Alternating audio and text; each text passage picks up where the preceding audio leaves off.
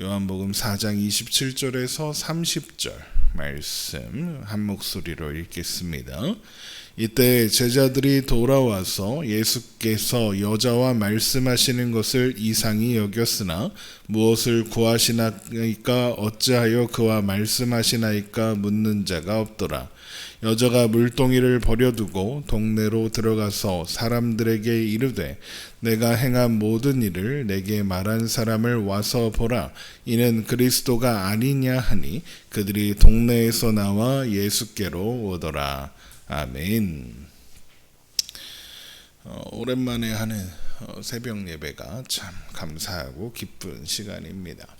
오늘 말씀에서 예수님은 사마리아라는 지역에서 한 여인을 만나셨고 그녀와의 대화를 통해서 그녀 인생의 아픔과 목마름을 공감해 주셨습니다. 그러자 여인은 예수님을 선지자로 인식하죠. 그래서 시작된 대화가 바로 예배하는 장소에 대한 것이었습니다.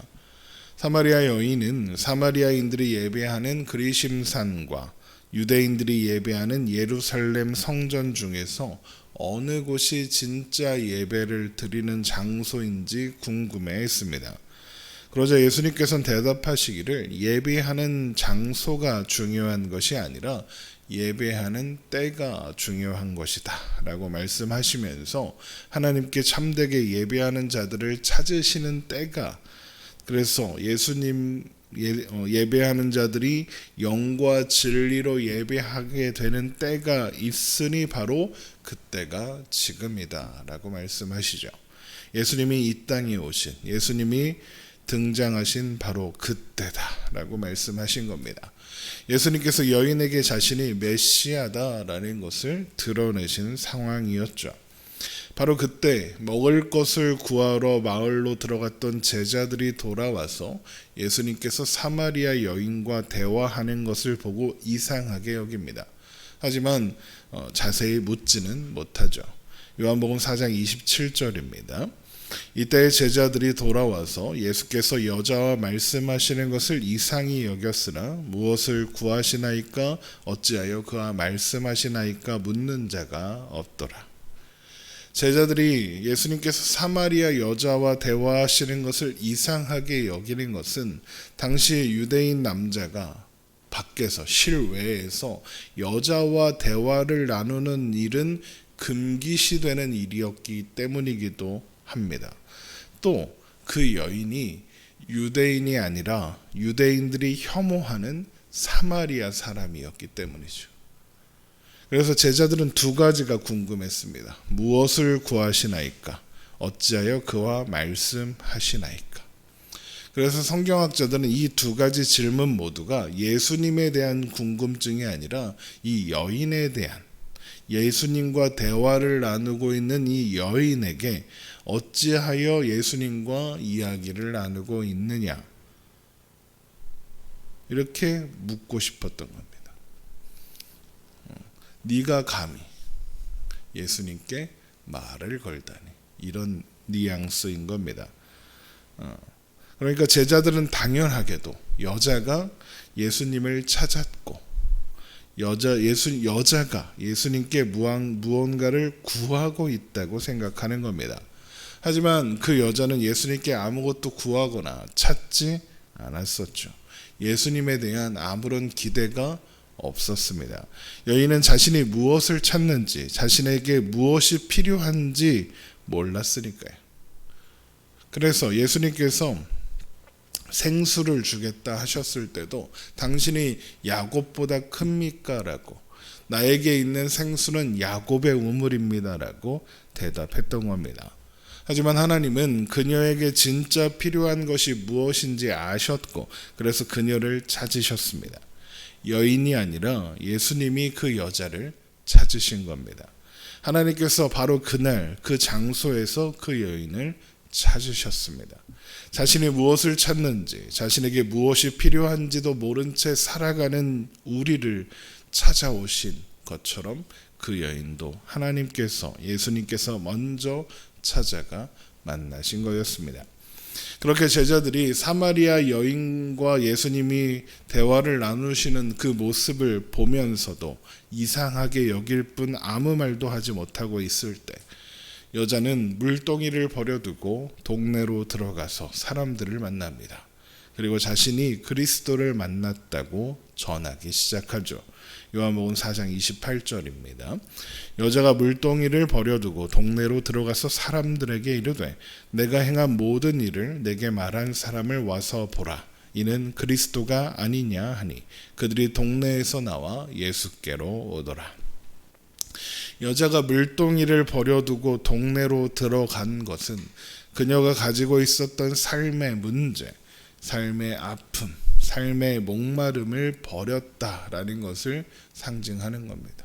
물동이를 들고 자신의 삶의 목마름을 해결하기 위해 우물에 왔던 여인은 이제 완전히 다른 물, 예수님께서 주시는 생수를 확인하고 자신의 물을 버린 겁니다. 여인은 야곱의 우물에서 기를 수 있는 물과는 완전히 다른 물의 원천, 생수의 근원 되시는 하나님을 발견한 거죠. 그래서 그녀는 예수님을 처음 따르기 시작했던 빌리처럼, 그래서 자신의 친구 바돌로마에게 가서 내가 예수를 만났다 와서 보아라 라고 이야기했던 것처럼 마을 사람들을 찾아가 와서 보라 라고 말하기 시작한 겁니다. 자세히 보면 그녀는 가서 말과 논리로 설명하지 않습니다. 설득하지도 않았습니다. 그녀가 하는 말에 뭐 대단한 철학이나 신학이 있었겠습니까? 대단한 말로, 대단한 논리로, 논리적인 그런 표현으로 뭐 설득할 수 있었겠습니까? 여자가 예수님이 하신 말씀을 다 완벽하게 이해하고 그것을 사람들에게 잘 설명했겠습니까? 그렇지 않습니다. 하지만 지금 그녀는 증인이 되었습니다. 그녀는 자신은 이해하지 못했지만 자신을 이해한 분에 대한 증인이 된 겁니다. 사람들은 또 성경은 우리를 가리켜 예수의 증인이다, 복음의 증인이다 라고 말하는 것도 비슷합니다. 우리는 하나님을 다 이해하지 못합니다. 우리가 성경을 다 이해하지 못합니다. 대단한 말재주도 없습니다. 하지만 우리는 증인이라 불립니다. 우리는 우리가 이해하는 존재를 증언하는 증인이 아니라 우리는 이해하지 못하지만 우리를 이해하신 분의 증인이 되는 겁니다. 이해하지 못해도 우리는 증인이 될 수 있는 거죠. 가끔 전도를 한다라고 하면서 자신의 경험이나 지식이나 실력 같은 것을 자랑하는 사람들을 볼 때가 있습니다. 그걸 사람들이 간증이다라고 부릅니다. 물론 간증은 중요합니다. 우리 신앙의 경험과 믿음의 경험을 나누는 건 중요하죠. 하지만 자신의 경험과 지식과 실력을 자랑하는 건 간증이 아닙니다. 그런 것들은 하나님을 말하고 은혜를 말하고 있을지는 몰라도 결국에는 자기 자랑입니다. 그래서 어떤 식으로 도출되느냐, 그러니까 너희들도 나처럼 해라가 됩니다. 간증은 절대 그런 결론으로 갈 수 없습니다. 우리는 우리의 경험이나 지식이나 실력을 증언하는 사람이 아니기 때문이죠. 왜냐하면 우리는 우리에게 일어나는 일들, 우리가 경험하는 일들을 제대로 이해할 수 없기 때문입니다. 전화위복이니 세옹지마라니 이런 말들이 괜히 있는 게 아닙니다. 최악의 사건이라고 생각했던 일이 오히려 좋은 일이 되어 우리에게 돌아오기도 하고, 최고로 좋은 일이라고 생각했던 일이 최악의 일이 되어서 돌아오기도 합니다. 우리는 우리의 시간, 과거, 현재와 미래를 제대로 이해할 수 없습니다. 오늘의 자랑이 내일의 부끄러움이 될 수 있는 것이 우리의 인생입니다. 한 치 앞도 모르는 게 우리의 인생이죠. 그런 우리가 어떻게 내가 가진 경험이나 지식이나 실력을 자랑합니까? 그러나 우리는 우리가 가진 것, 우리에게 있는 것을 자랑하고 증언하는 존재가 아니기 때문에 괜찮은 겁니다. 우리가 증언할 수 있는 것은 내가 이해한 것, 내가 경험한 것, 내가 가지고 있는 것이 아니라 나를 이해하신, 나를 인도하시는, 나를 자기 소유로 삼으신 하나님입니다. 그래서 우리는 다 이해하지 못해도, 다 표현하지 못해도 하나님의 은혜를 증언할 수 있는 겁니다. 그런 찬양도 있잖아요. 다 표현 못해도, 다 이해 못해도. 그래서 우리는 그리스도의 증인이 될 수 있는 겁니다. 하나님께서 자신이 무엇을 찾는지, 자신에게 무엇이 필요한지도 모른 채 살아가던 사마리아 여인을 찾아가셨고 만나셨습니다. 그리고 그녀를 이해하신다고, 그녀에게 진짜로 필요한 것은 참된 예배라고, 하나님과 함께 하는 것이라고 말씀하십니다. 그렇게 해결되지 않았던 목마름의 원인이 드러나고 그 목마름이 해결되는 사건이 일어난 겁니다. 그리고 자신을 이해하시는 분의 증인이 그 여인은 될 수 있었던 겁니다. 우리들 또한 그런 증인입니다. 다 이해하지 못해도 괜찮은 겁니다. 우리를 아시는, 우리를 이해하시는 하나님을 증언하면 그뿐입니다. 우리가 자랑하는 것은 우리 삶의 모든 걸음을 인도하시는 하나님이시고, 우리가 증언하는 것은 합력하여 선을 이루시는 하나님이시니까요. 생각하고 또 고민해서 이해하면 좋지만 다 이해하지 못해도 괜찮다는 겁니다. 그렇다고 생각하지 말고 이해도 하지 말고 그냥 아무 생각 없이 믿어라, 이런 이야기가 아닙니다. 이해하려고 노력해야 하고 공부해야 하고 고민도 해야 하고 생각도 해야 합니다. 하지만 다 이해하는 것이 목적이 아니라는 겁니다.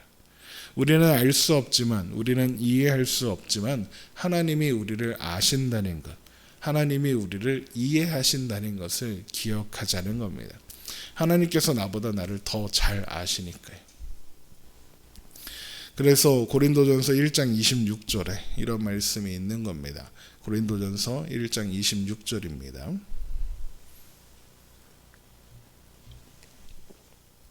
고린도전서 1장 26절.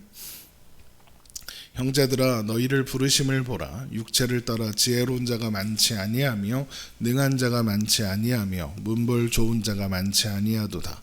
그러나 하나님께서 세상에 미련한 것들을 택하사 지혜 있는 자들을 부끄럽게 하려 하시고, 세상에 약한 것들을 택하사 강한 것들을 부끄럽게 하려 하시며, 하나님께서 세상에 천한 것들과 멸시받는 것들과 없는 것들을 택하사 있는 것들을 폐하려 하시나니, 이는 아무 육체도 하나님 앞에서 자랑하지 못하게 하려 하심이라. 너희는 하나님으로부터 나서 그리스도 예수 안에 있고, 예수는 하나님으로부터 나와서 우리에게 지혜와 의로움과 거룩함과 구원함이 되셨으니, 기록된 바 자랑하는 자는 주 안에서 자랑하라 함과 같게 하려 함이라.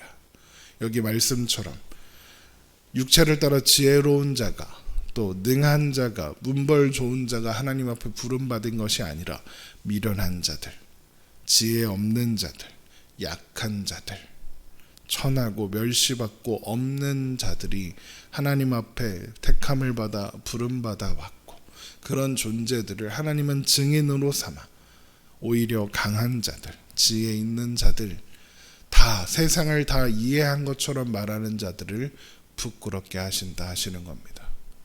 그 와중에 높여지고 찬양받으실 분은 오직 하나님이시다라는 것이죠. 다 이해하지 못해도, 다 표현하지 못해도, 나의 부족함과 한계 때문에 제대로 전달하지 못하면 어떡하나 염려할 필요도 없이 우리 삶 가운데 역사하시고 찾아오신 예수님을 자랑하는 그런 우리의 오늘의 삶이 되기를 주님의 이름으로 축원합니다.